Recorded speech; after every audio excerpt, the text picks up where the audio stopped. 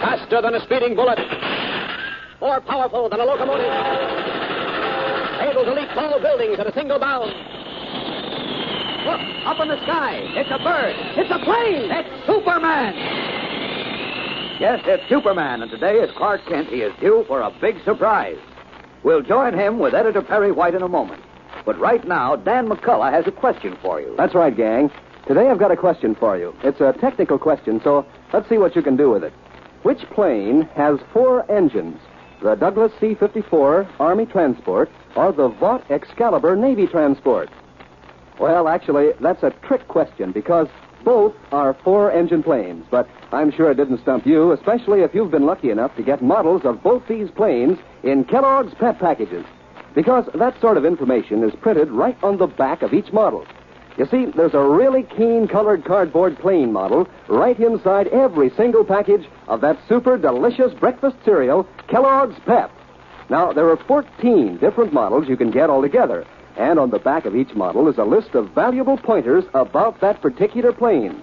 2 of the models you can get are the Douglas C-54 and the Vought Excalibur, which I mentioned earlier. And others are the Russian 118, the British Sunderland Flying Boat, the British Handley Page Hamden, and the Curtiss Helldiver. Best of all, gang, you don't have to send in a single penny for any of these planes, not even a box top. There's a plane right inside every single Pep package. So, gang, be sure your mother gets you a package of those golden, delicious whole wheat flakes tomorrow. And remember the name, Pep. P-E-P. Pep is made by Kellogg's in Battle Creek. And now the adventures of Superman. As an aid to our war effort, Poco, the little man who came from the planet Utopia, has been trying to remember the formula for the secret fuel which powered his space shell. He and Jimmy Olsen were studying the shell in Editor Perry White's garage when 2 armed men appeared. Certain that the men were dangerous spies, Poco rushed Jimmy into the space shell, then climbed in after him and bolted the turret hatch. Meanwhile, driving to the Daily Planet with Clark Kent, Perry White became uneasy at having left Jimmy with Poco, whom he believed was out of his mind. The gray-haired editor insisted on returning to his house with Kent. And as we continue now, having found the house empty, they are walking up the driveway to the garage. Listen. Olsen! Poco! Now, where do you suppose they are, Kent? No, you left them there in your garage. Let's look inside. Where are you, Olsen? Poco! No, they're not in the garage, Kent.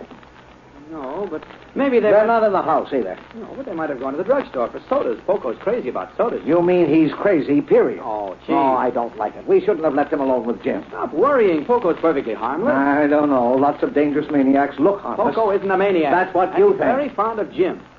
I'm sure you'll tell him why he's been acting so strangely, and it'll all turn out to be nothing. Say, look, Chief. What? The space shuttle. Well, what about it? It's gone.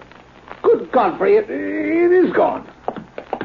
It's standing right here. Why, sure it was. Where? Honey, where did it go? I don't know.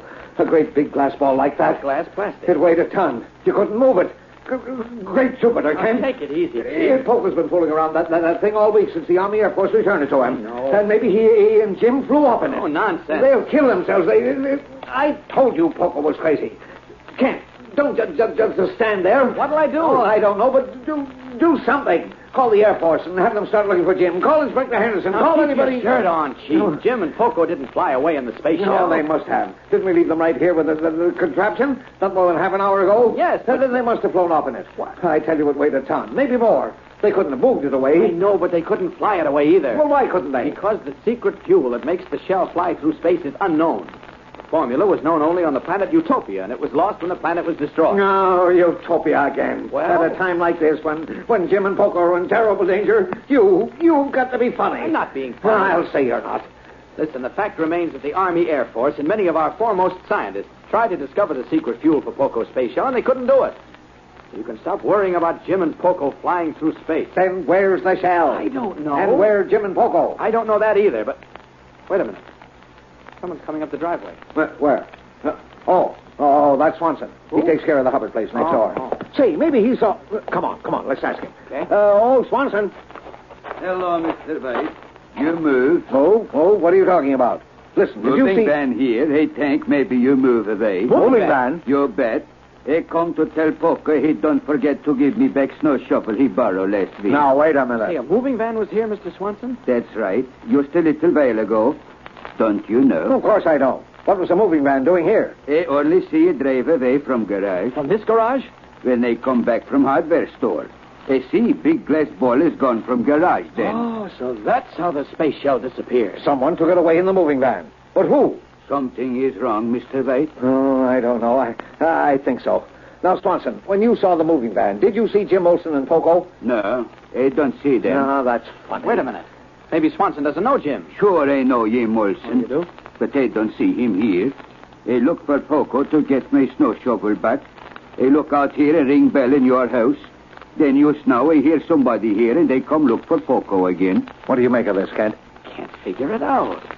Mr. Swanson, you say you just came from the hardware store? Yeah, Martin's hardware store. Martin's. That's right next to the drugstore, isn't it? Yeah. Now, what are you driving at, Just a Kent? minute, Chief.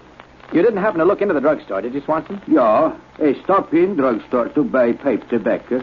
And Poco and Jim weren't there? No. No, something terrible's happened to them. Not Then necessarily. where are they? Well- And where's that confounded space shell? Who took it away in the moving van? We'll find out.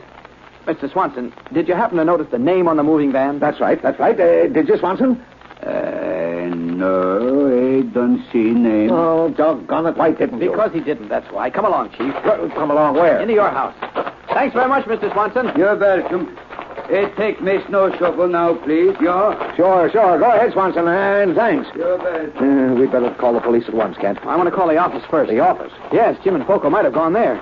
Jim was afraid you were going to have Poco committed to an insane asylum. And that's what I should have done in the first Oh, place. Chief. He's got Jim in trouble, Kent. Now, mark my words. You've got no reason to say that. No, I can feel it in my bones. Oh, here. We'll go in the back way. Oh, why did I have to listen to you and Lois and Olsen? I should never have hired Poco. Poco is He perfectly is all right. on that space shell. Uneasy, but not yet fully alarmed, Clark Kent follows Perry White into the house.